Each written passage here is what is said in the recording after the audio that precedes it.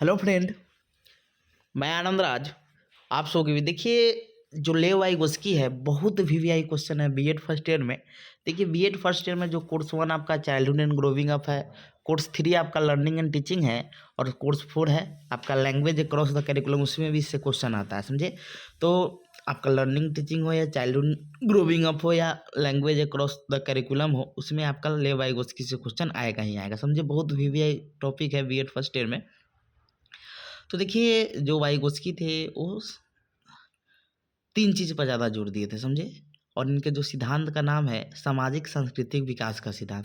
यानी समाज पर, संस्कृति पर और भाषा पर, यानी बच्चा जितना ज़्यादा अपने समाज में अंतःक्रिया करेगा, इंटरेक्शन करेगा, बातचीत करेगा, जितना ज़्यादा मिलेगा, अंतःक्रिया करेगा, बच्चा का उतना ज़्यादा संज्ञानात्मक विकास होगा, समझे। तो यही थ्योरी पढ़ेंगे। इसमें मेन जो इसको फोल्डिंग है, आपका जेडपीडी है, ये सब चीज़ समझेंगे एकदम आसान भाषा में, समझे। तो लिखा है ले वाइगोस्की यानी का सिद्धांत, समझे। तो देखिए, ले वाइगोस्की का जो जन्म हुआ था 1896 में हुआ था, और कब 1934 में इनकी मृत्यु हो गई थी। ले वाइगोस्की कहाँ के रहने वाले थे? तो वो रूस के रहने वाले थे। पूछेगा कि ले वाइगोस्की कहाँ के रहने वाले थे? तो रूस के रहने वाले थे। जैसे आपके पियाजे स्विट्जरलैंड का रहने वाले थे, वैसे ही कहाँ के रहने वाले थे? रूस के रहने वाले थे।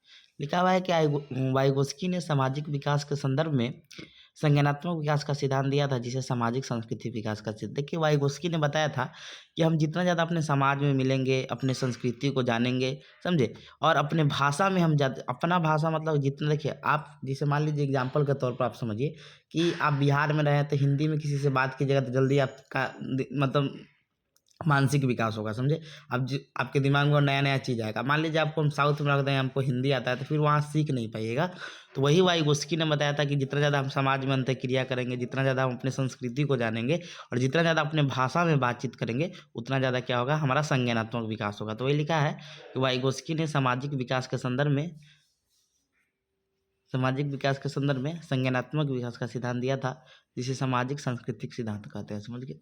अब आगे आपका है कि वाइगोस्की को सामाजिक रचनाकार कहा जाता है। यानी सामाजिक चीज़ पे इतना दिया कि सामाजिक जो हमारा रचनाकार है, उसमें इनका बहुत ज़्यादा योगदान था, इसीलिए वाइगोस्की को सामाजिक रचनाकार माना जाता है, समझे। आगे लिखा है कि वाइगोस्की का मानना था कि विकास की प्रक्रिया अधिगम की प्रक्रिया के पीछे रहे। देखिए, वाइगोस्की ने बताया था, ऐसे भी आप जानते हैं विकास स्लो होता है, अधिगम जो सीखना होता है वो फास्ट होता है, समझे। तो डेवलपमेंट की प्रक्रिया क्या होती है कि अधिगम प्रक्रिया से क्या हो जाती है, पीछे हो जाती है, समझे। तो याद रखिए कि वाइगोस्की का मानना क्या था कि जो विकास की प्रक्रिया क्या है, अधिगम प्रक्रिया से पीछे रह जाती है। देखिए, वाइगोस्की का जो मानना था कि देखिए बहुत भी है, इसको आप लिखी कहिएगा कि वाइगोस्की का मानना था कि बच्चों में जो संज्ञानात्मक विकास होता है, उसमें समाज, संस्कृति और भाषा का बहुत महत्वपूर्ण योगदान होता है। यानी हम जितना ज़्यादा अपने समाज में अंतःक्रिया करेंगे, अपने संस्कृति को जानेंगे, और अपनी भाषा में जितना ज़्यादा किसी से बात करेंगे, उतना हमारा क्या होगा कि हमारा कॉग्निटिव डेवलपमेंट यानी संज्ञानात्मक विकास होगा, समझे। आगे लिखा है कि वाइगोस्की का मानना था कि पहले 2 साल तक बच्चों में भाषा और विचार स्वतंत्र होते हैं, यानी भाषा विचार में कोई रिलेशन नहीं होता है 2 साल तक।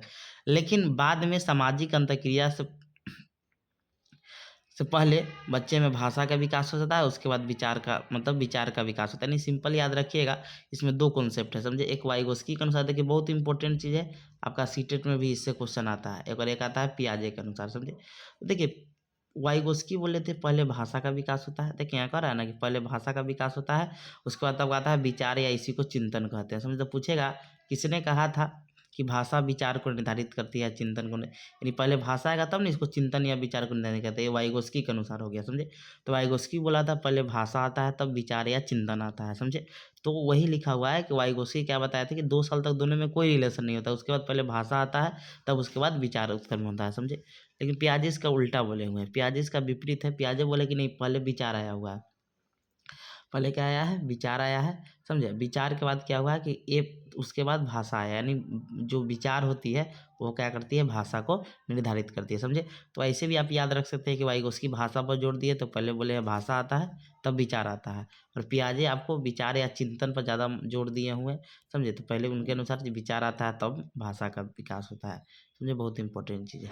आगे है कि वाइगोस्की में बताया कि सामाजिक अन्योन्यक्रिया, यानी जितना ज़्यादा आप समाज में मिलिएगा, अन्योन्यक्रिया मतलब जितना ज़्यादा अंतःक्रिया कीजिएगा, उतना ज़्यादा क्या होगा, आपका संज्ञानात्मक विकास होगा, समझे।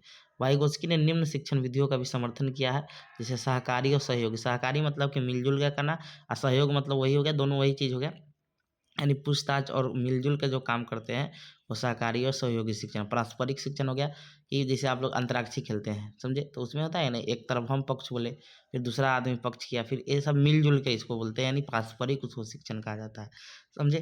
तो ये चीज़ मतलब एक पक्ष मतलब मान लीजिए अंतराक्षरी करते हैं, एक बार वो जवाब देता है, एक बार हम देते हैं, तो क्या है, परस्पर मिलकर कर रहे हैं। समूह मतलब कि सभी लोग मिल के करते हैं।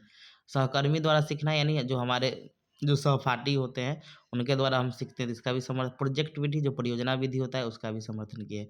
अब देखिए वाइगोस्की के सिद्धांत में जो मुख्य बात है, बहुत इंपॉर्टेंट चीज़ है, मुख्य बात कौन कौन है, तो आप नाम सुनेंगे स्कैफोल्डिंग का, समझे, स्कैफोल्डिंग या इसी को पार ढांचा या मचान कहते हैं, बहुत इंपॉर्टेंट चीज़ है, इसी को आधारभूत सहारा भी कहते हैं, समझे। इसको समझेंगे, देखिए आप लोग एग्जाम्पल के थ्रू आपको बताएंगे तो आप ज़्यादा समझिएगा। देखिए पार या ढांचा या इसको फोल्डिंग क्या होता है, देखिए आप एक तरह का टेम्परोरी सपोर्ट होता है, यानी अस्थाई सपोर्ट है, यानी अस्थाई क्या है आपका, सहारा है आपका। होता क्या है, देखिए जैसे मान लीजिए आप शुरुआती दिन को याद कीजिए अपने बचपन के दिनों का, जब आप साइकिल चलाना सीख रहे होंगे तो देखिएगा पीछे से आपको कोई पकड़ कर सपोर्ट करता है, वो छोड़ देगा तो आप गिर जाइएगा, यानी अस्थाई सपोर्ट है। लेकिन देखिएगा वही चीज़ क्या होता है कि बच्चा को क्या होता है कि उसी से बच्चा अपना साइकिल चलाना सीखता है।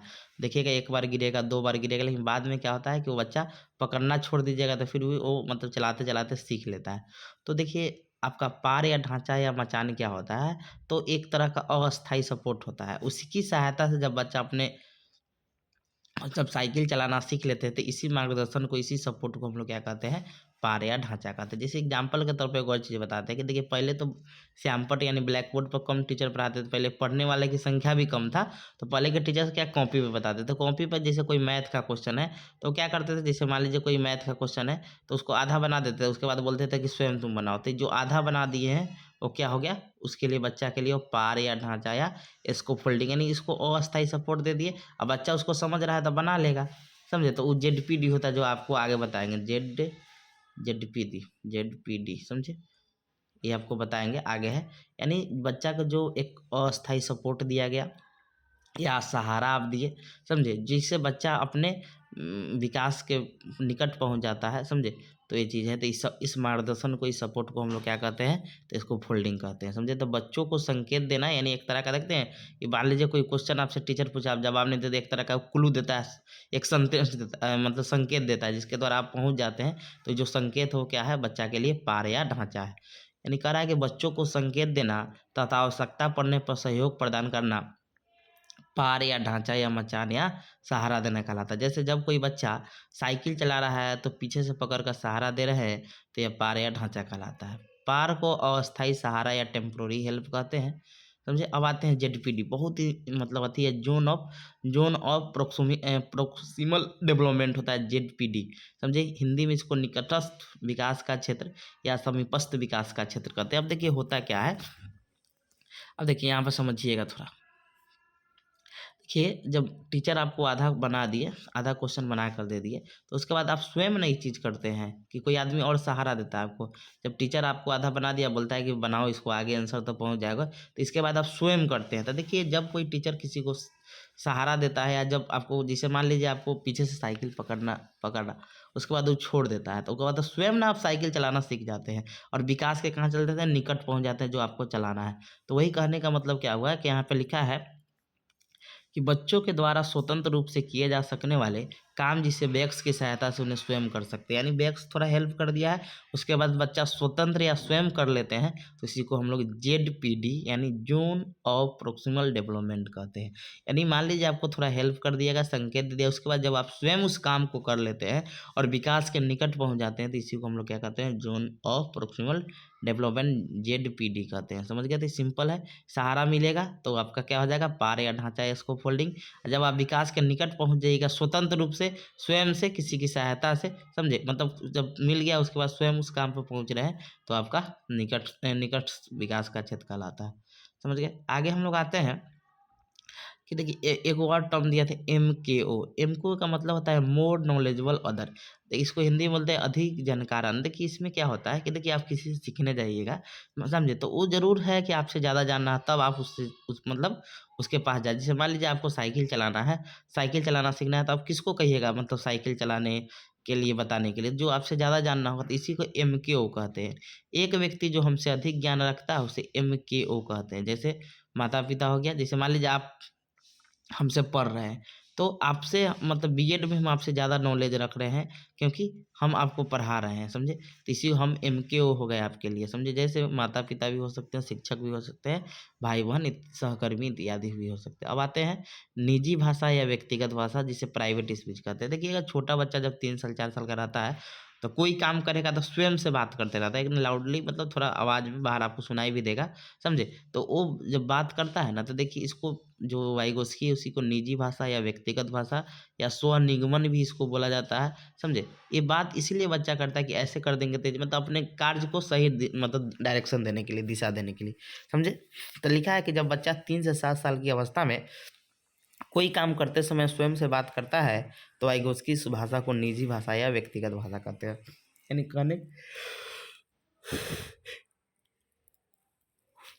कहने का मतलब हुआ, जब बच्चा 3 से 7 साल का रहता है तो जब स्वयं से वो बात करते रहता है, समझे? स्वयं से बात करता है, थोड़ा लाउडली बात करता है, समझे? मतलब थोड़ा बाहर आवाज़ आए तो इसी को हम लोग निजी भाषा या व्यक्तिगत भाषा कहते हैं, समझे? और इसमें बच्चा अपने काम को सही डायरेक्शन देने के लिए बात करता है, समझ? अब आते हैं आंतरिक भाषा यानी साइलेंट स्पीच या इसी को इनर स्पीच कहते हैं। देखिए हम लोग जो बात करते हैं, समझे? तो वो साइलेंटली बात करते हैं, ऐसे कर लेंगे तो ऐसे हो जाएगा, समझे? मतलब एकदम मतलब एक साइलेंट में, बाहर वो आवाज़ नहीं जाता है। सोचते हैं ना कि ये सब काम ऐसे करेंगे तो इसको हम लोग आंतरिक भाषा कहते हैं। तो लिखा है ना 7 साल प्लस यानी 7 साल के बाद। लिखा है कि जब बच्चे सामाजिक संचार के लिए अपनी सोच चुपचाप अपने मन में सोचते हैं तो उसे आंतरिक भाषा कहते हैं, समझिए? और वाइगोस्की भी क्या थे? संरचनावादी, रचनावादी, मनोवैज्ञानिक थे और सामाजिक थे। वाइगोस्की बच्चों के संज्ञानात्मक विकास के लिए कोई अवस्था नहीं, जैसे पियाजे 4 अवस्था दिए थे, संवेदी प्रेरक अवस्था, पूर्व संक्रियात्मक अवस्था, मूर्त संक्रियात्मक अवस्था और उसके बाद अमूर्त संक्रियात्मक, औपचारिक संक्रियात्मक अवस्था, ये कोई अवस्था नहीं दिए थे, समझे? वाइगोस्की के अनुसार बालक अपने से बड़ों की सहायता से अधिक सीखता है, समझे? तो ये आपका वाइगोस्की हो गया, इतना लिख दीजिएगा, आपका अच्छा नंबर आ जाएगा, समझे? Thank you.